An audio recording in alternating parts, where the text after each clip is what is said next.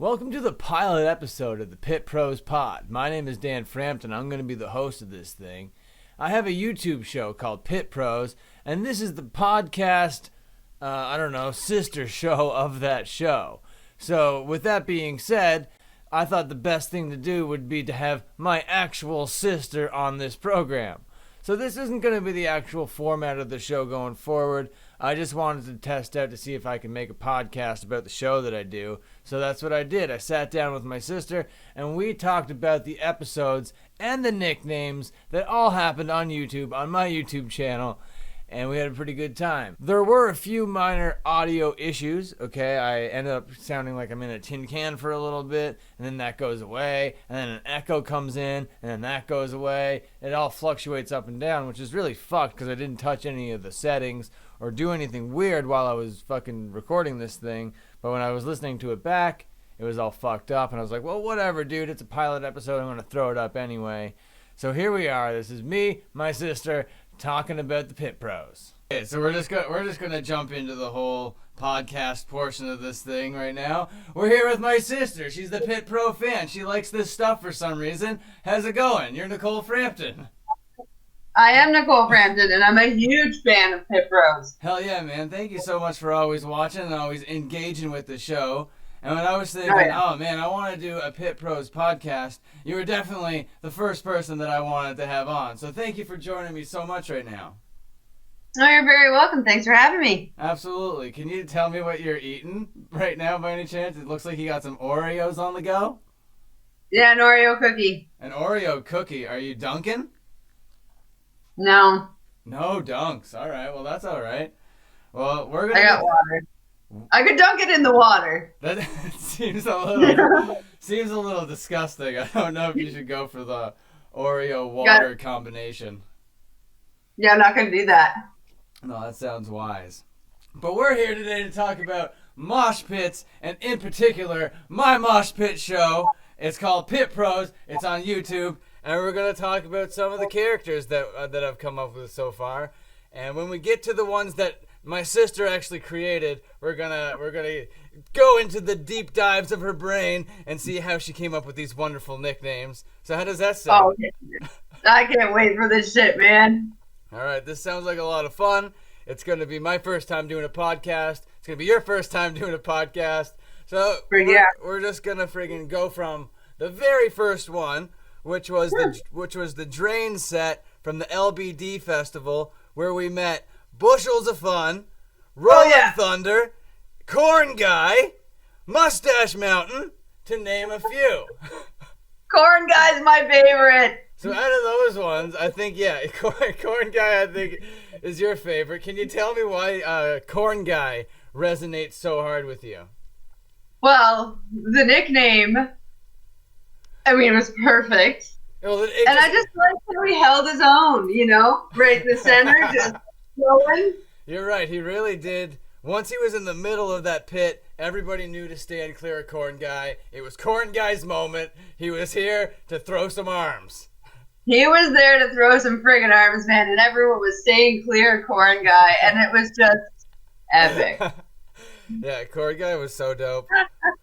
From that set, though, I think Bushels of Fun and Rollin' Thunder are two dudes that I think are standout Pit Pros for me. I think these guys are going to be legends going into the future. I think in 20 years, when we're talking about the Pit Pros origins, these two guys, Rollin' Thunder and Bushels of Fun, are going to be right up there with the legends of this whole thing. I totally agree with you. Bushels of Fun, I don't know. Just because I think that was the first nickname you introduced in Pit Pros, was it not? Yeah, I think Bushels of Fun was the first one. And it was just so excellent. It set the tone for the whole thing, and so did he, right? Like, it was just such a presence. Oh, yeah. It was so amazing, and I'm just like, he's got to be in every pit, or I don't want to watch it. But then there's another pit, and then we get other characters that we'll mention soon. That's right. Bushels of Fun, man. Yeah, he really. Bushels of Fun sets a really high bar. He gets out there with his kind of like his smaller stature, which I can relate to, but his just like his confidence, his like ability to just like grab singers and dive into audience members. It's amazing to watch. And he actually, it truly is.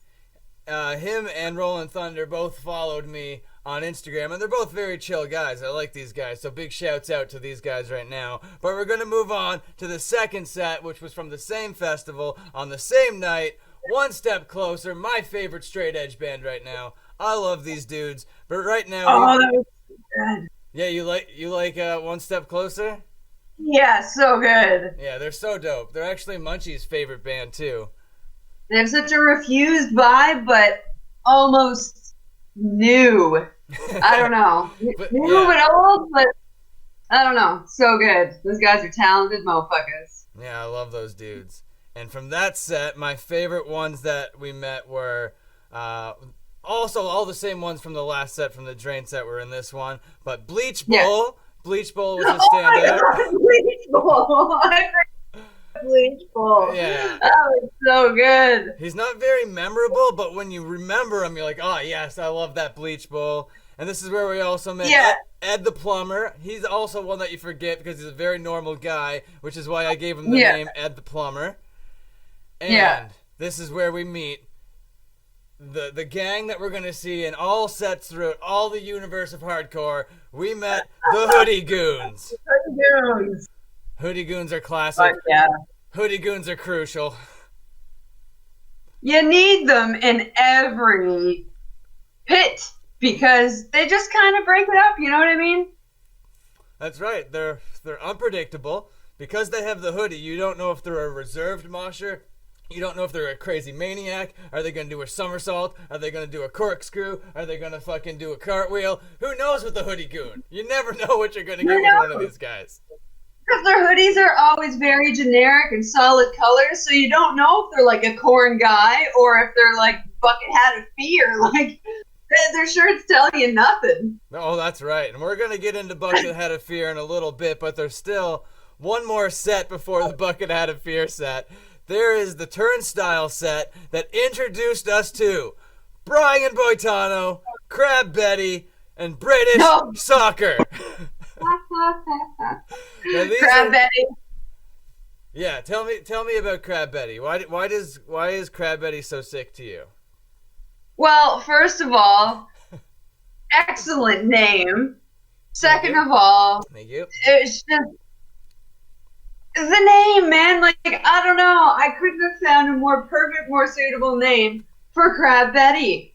Just the way that she moshed, the way that she moved. That is the way that there's no other name. Yeah, see, here's how I came up with it. She moved like a crab, and she looked like a Betty. So I just put those two together, and Crab Betty was born. And Brian Boitano was a simple name because this guy got up and did the triple sow cow. All right, that's a figure skating move. He was Brian Boitano right off the bat. And then there was a guy. Yeah, Brian. Well, tell me. Okay, I'm interrupting myself. Go on about Brian Boitano. So that was a sick move. An excellent choice on calling him Brian Boitano. And I went to comment on your page about that because I think I had a spit take on that one because I thought it was so funny, but I had to Google how to spell it to even comment on that video. Yeah, no, same. You usually don't see moshers with such grace, grace like that. So yeah, so it was a lovely little surprise. Agreed. Pleasant. But next, we're gonna get into the set that we actually watched together when you came to visit, when we met Feelings Guy. Tell me how you came up with the name Feelings Guy.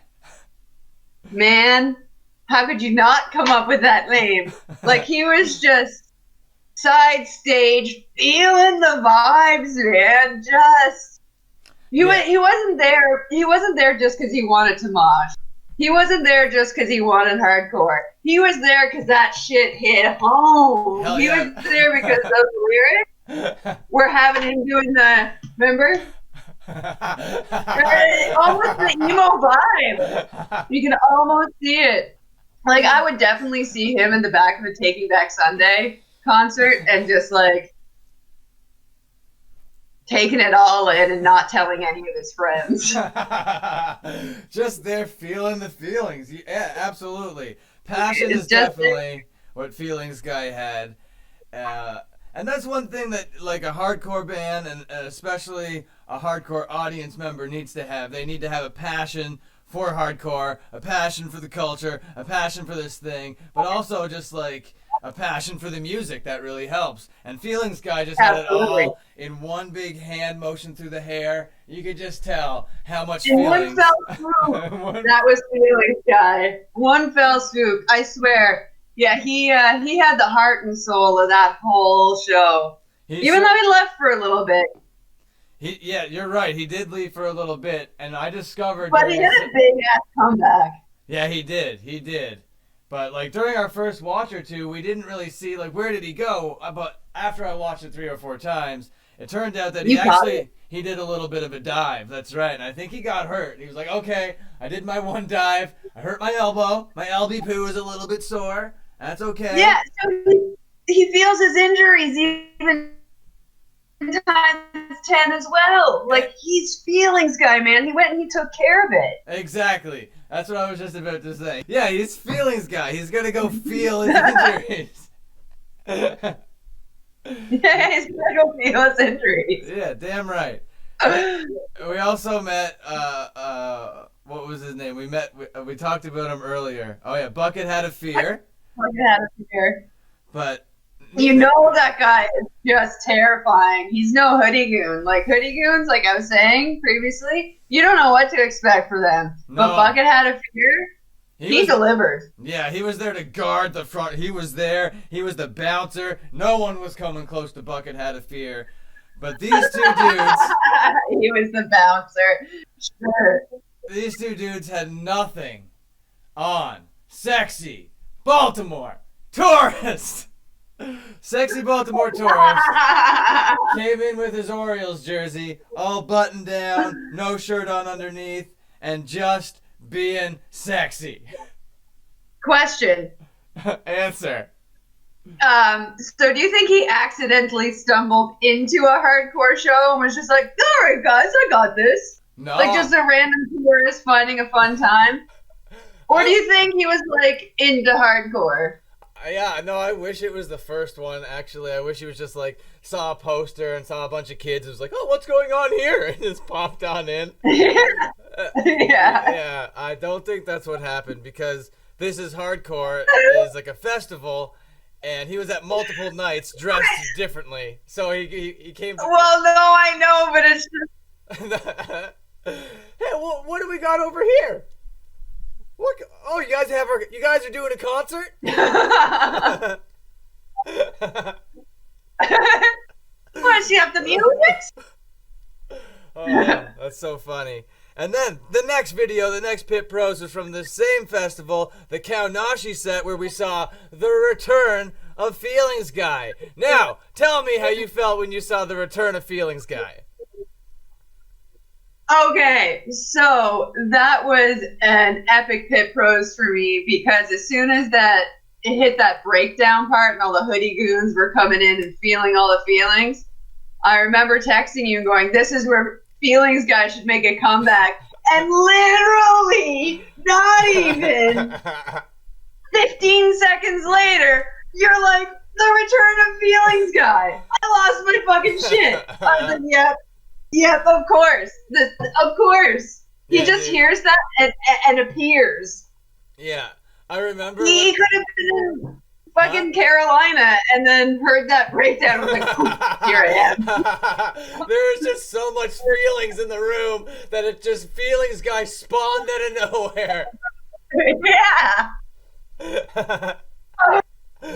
Yeah. Oh, he just makes it, man. Yeah. Anyway, no, I remember when I got that text. I was like walking home from work, and I got the first one. It was like, oh, Feelings Guy should show up, and I knew, of course, Feelings Guy was going to show up, but I didn't respond. I had to just wait for the reaction. So I just put the phone back in my pocket, and I just kept on walking. I came home, and then I opened it up again and said, haha, yes. Anyway, that was the whole story of that. That's amazing. Just like building up the anticipation. Shit's gonna happen. Absolutely. But this set also introduced us to another future legend. Brought us Aunt Claire. Aunt Claire coming to the fold. Oh yeah. Yeah. Every scene's gonna have an Aunt Claire, man. Every scene. Yeah, that's right. Like a matriarchal figure that is just, you know, if you get a boo-boo in the pit, she'll take care of you, but then she's just gonna throw you right back in there. Oh yeah. Oh yeah, tough love from her. Mm-hmm. Absolutely. Anyway, we're gonna move on to the last set, which is the last video that I did, which was a Fury set, which was harder to do because it was just a single cam from far away. So instead of just like coming up with nicknames for the moshers, I had to come up with like a story because otherwise there was no way to make a video. So I was like, what's the internet? The internet has a bunch of nerds. What do nerds like? Nerds like anime and video games. So then I made an anime video game story based on the moshers from this set.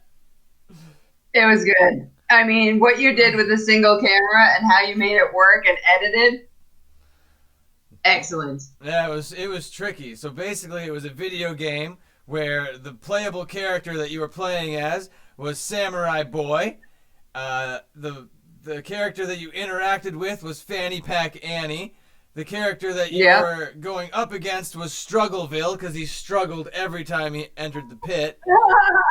I felt for that guy, man. I was like, that's me. I'm Struggleville. Yeah, but he didn't give up. He's like, okay, I'm going to struggle over here. I'm going to struggle over here. I'm going to fall down over here. And it was just like so exactly. consistent. I loved every bit of it.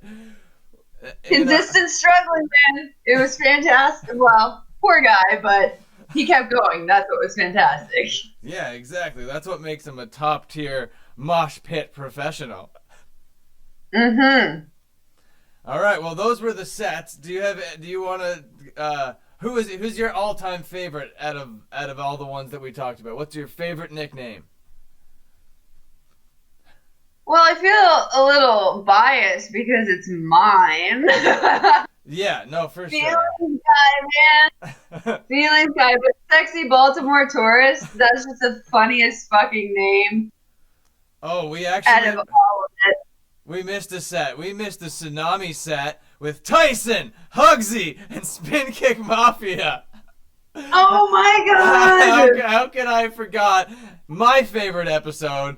I go back to this set so often. I love this thing. And actually, all the people, like, this is the craziest set because it's like, it's beat down. It's not just hardcore. It's tough guy, punch you in the face, beat down hardcore. And all the dudes that from this set that follow me on Twitter, on Instagram, they're all such sweethearts, man. I love these guys.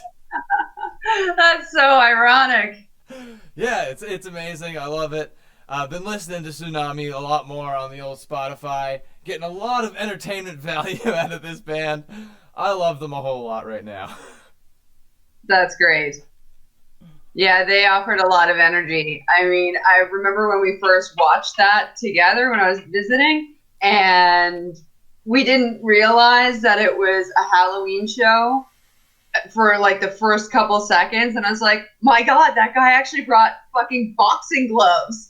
Yeah. Into like Tyson, right? And we're like, what the fuck? And then it was like more apparent. We saw more costumes, and but either way, even if it wasn't a Halloween show and he brought gloves, and it being a Halloween show and he dressed up as Mike Tyson, brilliant move to bring the gloves because now he can block himself, and if someone comes in for a haymaker, he can come in with one himself.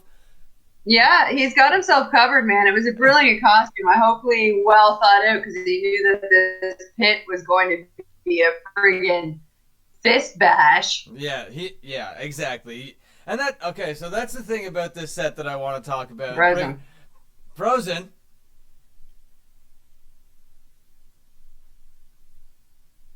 There we go.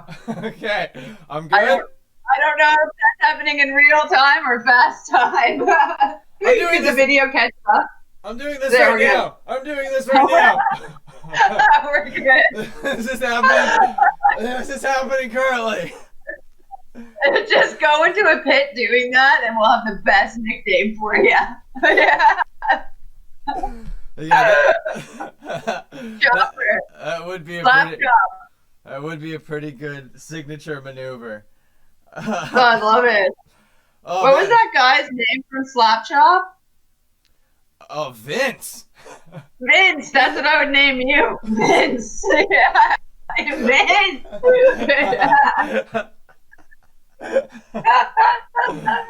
Oh man, that's funny. That is so funny.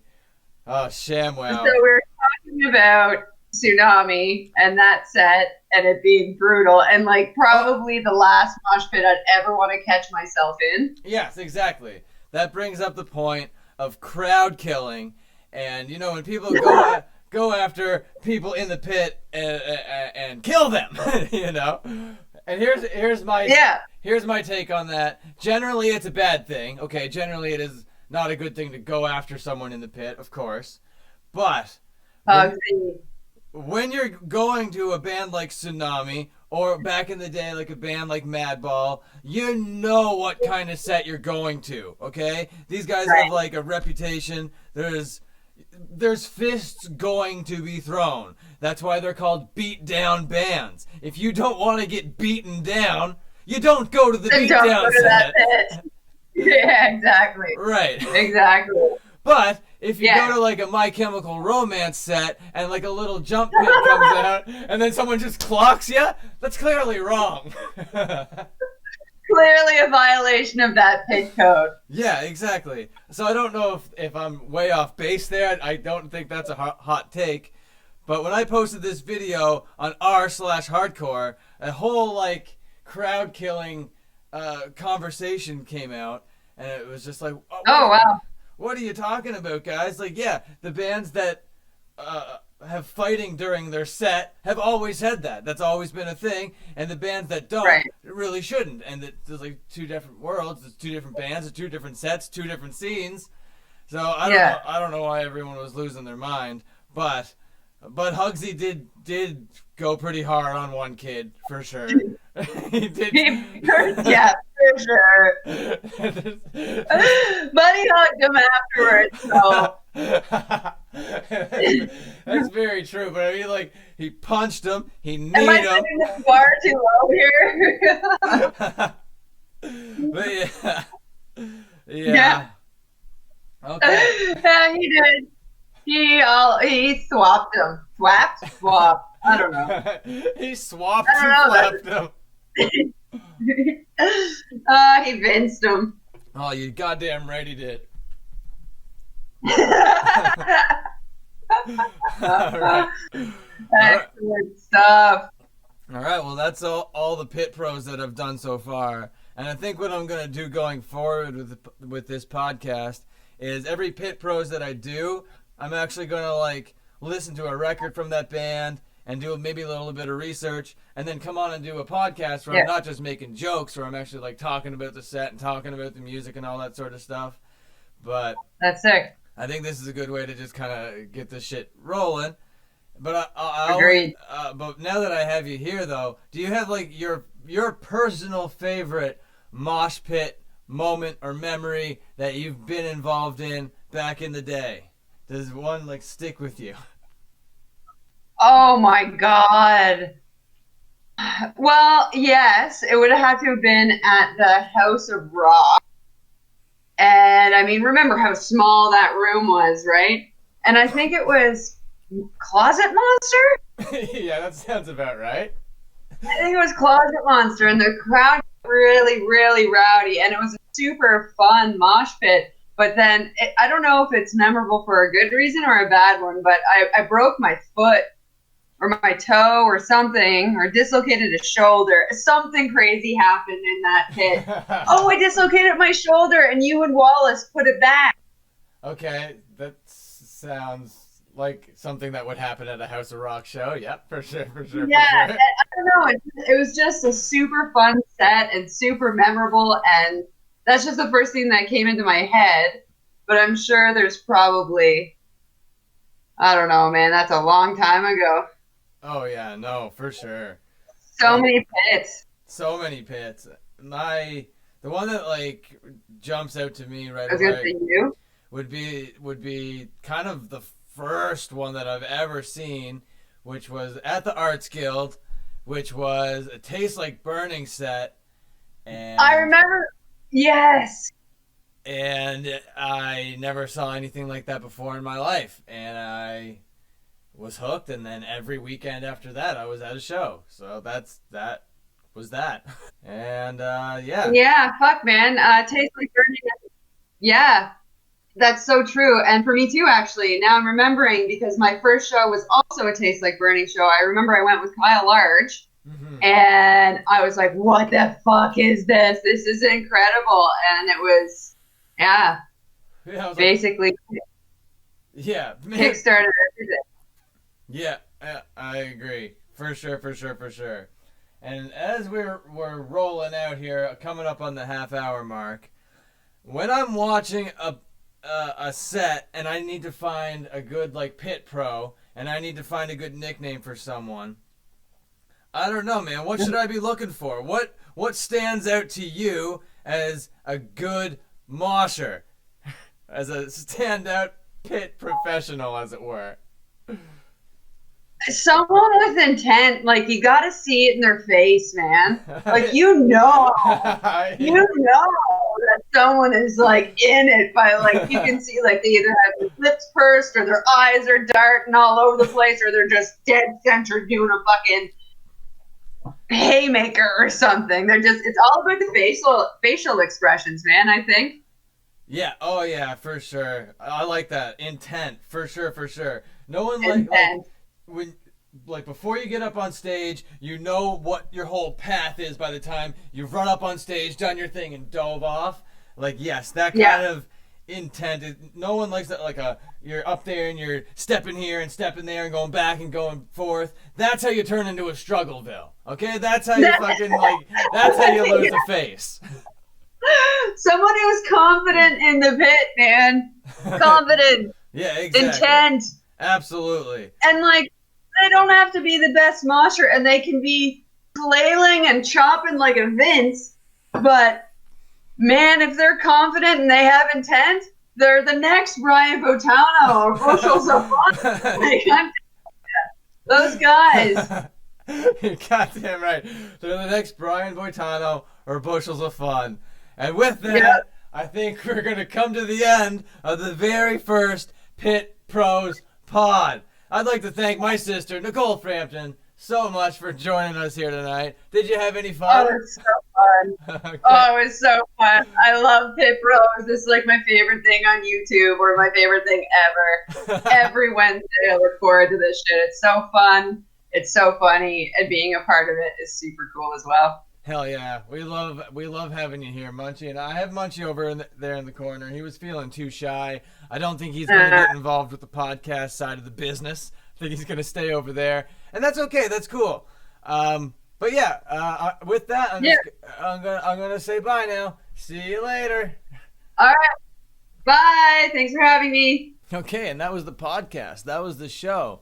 It wasn't really that rough of a run. I had a lot of fun doing it. And the way that I want to do this show going forward is going to be listening to an album, watching the set, talking about the episode that I do in all one big package, and I want it to come out on Fridays. So I want the whole, like, Pit Pro schedule to look like this. On Wednesday, I want to drop my episode of Pit Pros. On Thursday, I want to drop the Instagram edit where I put all the moshers together over top of some cartoon music on Instagram.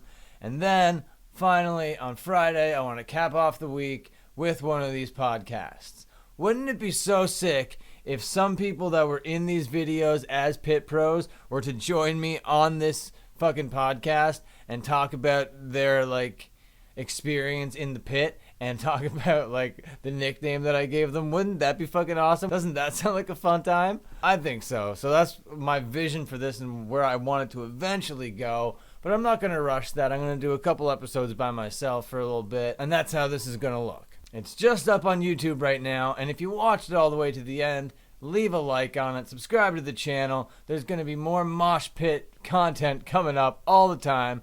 I also have original music that I'm going to be putting up on this channel as well. And talking about original music, Spotify is the home to my latest single, Karen World. You can watch the video here on my YouTube channel, or if you're on the go, you're fucking on the subway, or you're driving in your car, and you just want to listen to Karen World, well, that option is available to you. Go on to Spotify, search up Karen World, give that a spin. Instagram, Dean Project. Twitter, Dean Project Rock. Those are the places to find me. Discord, Dean Project 7441. Add me. Call into the show. Maybe I'll have you on sometime.